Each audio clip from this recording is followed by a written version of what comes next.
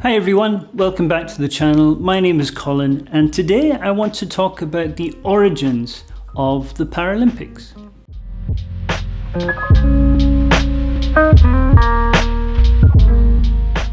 So you might know that the ancient Olympics happened in Greece thousands of years ago, and the first modern Olympic Games actually happened in 1896. In Athens. But at that time, there were no Paralympic Games. Okay? There's an interesting story. In 1904, at the St. Louis Olympics in the United States of America, that was the third modern Olympic Games, there was an athlete called George Iser, and he had one leg. He had an accident, he was hit by a train, and he lost a leg. But he actually competed as a gymnast at that Olympics, that St. Louis Olympics. And he won 6 medals, and 3 of those medals were gold medals. And a more recent kind of interesting example is an archer, a South Korean archer called Im Dong-hyun. I think that's how you say his name. And he is visually impaired. That means that he has difficulty seeing. He's not blind, but he does not have normal vision. But he competed at the Olympics and actually won gold medals in the team archery event at the 2004 Athens Games and the 2008 Beijing Games. But those are interesting examples, but usually people compete in the Paralympic Games. People who have disabilities compete in the Paralympics. And the origins of the Paralympic Games go back to 1948. So 1948, the Olympics was in London, and a hospital close to London, in a town called Stoke Mandeville, they had a hospital for people with some disabilities, and one of the doctors decided to have events for sporting events for people in wheelchairs. Because the London Olympics was going on, he thought it might be good to have activities for the people in wheelchairs. And I think one of the events they had, or maybe the only event they had, was archery. Something they could do. They could use their upper bodies and they could do the archery competition. And it was hugely popular, and they continued doing it every year. In 1952, they actually invited people over from the Netherlands, other people in wheelchairs to come over. And they had the first international competition. People from the Netherlands, people from that Stoke Mandeville Hospital. And that actually continued every year. They had this kind of international competition every year. And in 1960, it was going to be the 9th time that they had this international competition. They started in 1952, 1960 was the 9th competition. And what actually happened was they had the event in Rome, and it was kind of in collaboration with the International Olympic Committee. And that was the first Paralympic Games.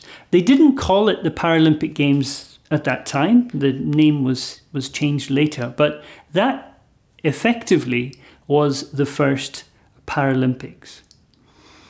And at that event, it was only for people with spinal injuries, some injuries to their spine. So again, this is people in wheelchairs.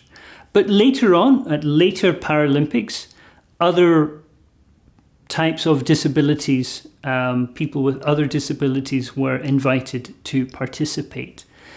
So we had amputees, people who perhaps they were missing part of their leg or their whole leg or arm, part of their arm, and also the people with visual impairments like Im Dong-hyun, who I mentioned earlier. So it really started to increase in size. In 1976, you had the first Winter Paralympic Games. So you have the Summer Paralympics and the Winter Paralympics. And it just kept increasing and increasing. At the Rio Paralympics, there were 4,000 athletes from 160 different countries participating. This year in Tokyo, the Paralympics will be slightly smaller. Obviously, there are many complications with the pandemic happening at the moment. So I think numbers are a little bit down, but generally the numbers have increased from Paralympics to Paralympics. So at the Paralympics, you have different events for different disabilities and also different events for people with the same disability. I think the best example to give here would be people with visual impairments. So some people have some relatively small problems with their eyesight, and some people have more serious problems with their eyesight, and some people are completely blind. So those are different categories of disability, and those people will compete together. So one part of the Paralympics that I think some people find very complicated is all the different categories. But it's really, really important that you have those categories so that people can compete equally, I think. So you will see lots of numbers and letters describing the category. So just take some time, learn what these numbers mean, maybe what some of the letters mean, and you'll really enjoy the Paralympics more. The Paralympics has a very different atmosphere sometimes to the Olympics, especially if we talk about these events for people with visual impairments. So say something like athletics. So for some of the running events, people with visual impairments, people who are completely blind, for example, they will have somebody running with them. So they will not run on their own. They will actually have somebody running with them to help them stay in their lane to run straight. And those people will be talking to each other. So the person who is guiding the athlete, they will be communicating with each other. So it's actually really important for the crowd to be quiet so that the athletes can communicate with each other. Okay?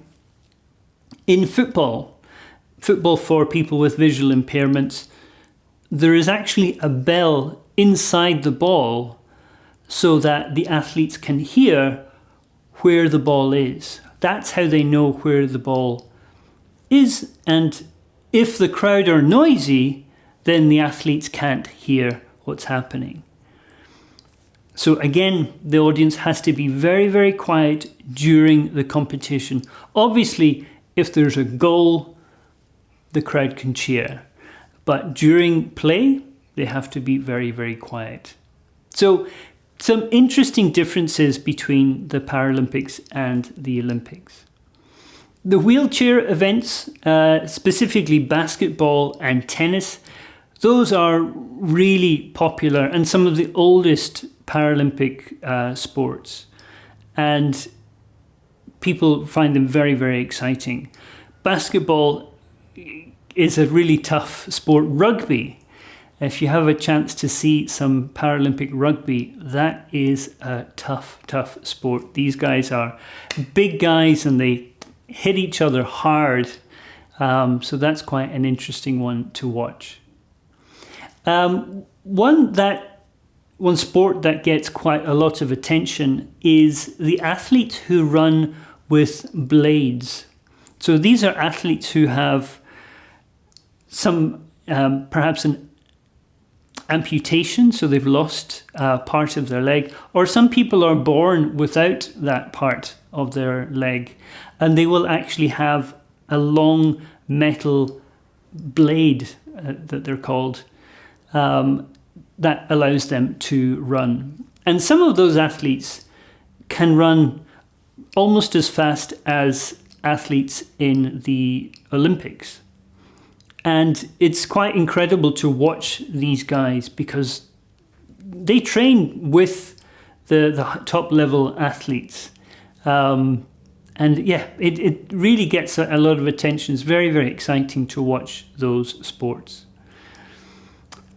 In terms of the history of the Paralympics, the most successful athlete was a swimmer from the United States called Trisha Zorn.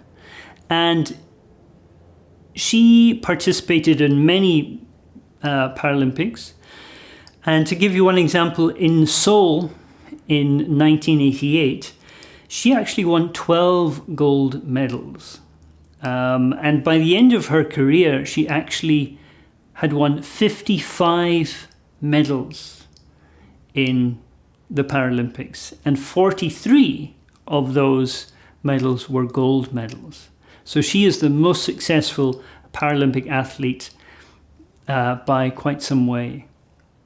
So the Paralympics, I think since London and also in Rio, the Paralympics really became up there as important as the Olympic Games. I think London and Rio seemed to be a change where people really started to understand what the Paralympics was about. Maybe people could understand the story of some of these athletes in a bit more detail perhaps.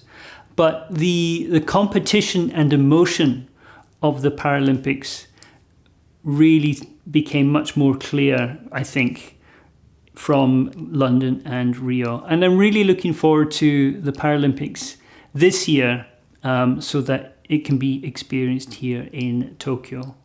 So that's a little bit about the origins of the Paralympics and how it began with a doctor at a hospital in England and then spread slowly and then across the world. I hope you enjoy watching the Paralympics this year, and I hope you enjoyed this video. If you want to see more videos like this, please like and subscribe, and I will see you in the next video. Thanks a lot. Bye